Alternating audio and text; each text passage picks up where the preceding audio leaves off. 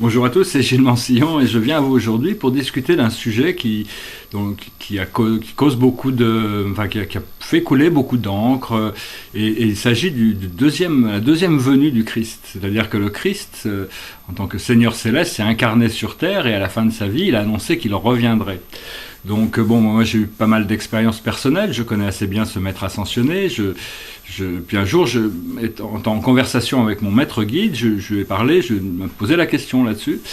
Et puis il m'a dit que ce maître ne reviendrait pas dans la forme dont il était venu originellement. Il n'allait pas se réincarner sur Terre, bien que bon, ça soit possible qu'il ait choisi de le faire. Mais c'est essentiellement le retour du Christ. En réalité, il n'y en a pas un, mais il y en a des millions de Christ qui sont revenus. Parce que au fur et à mesure que l'humanité s'éveille, cette lumière dorée, cet amour inconditionnel se réveille à l'intérieur de tous les ADN. Et donc le Christ revient depuis l'intérieur de chacun des êtres. Et donc actuellement, bon, il y a des centaines de milliers de gens qui sont déjà bien avancés dans leur spiritualité, et puis des millions qui commencent à s'y éveiller.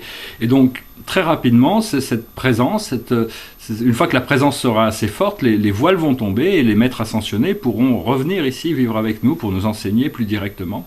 Mais enfin, pour le moment, c'est quand même quelque chose d'important à comprendre, que cette force du Christ, le retour du Christ, c'est pas quelqu'un qui va venir vous sauver de l'extérieur, c'est à vous de développer cet amour inconditionnel, ce pardon inconditionnel, qui vous permet de devenir le Christ en quelque sorte à travers votre personnalité, parce que le Christ en essence c'est un pont entre le Père universel et le monde terrestre, c'est-à-dire entre le monde spirituel et le monde matériel.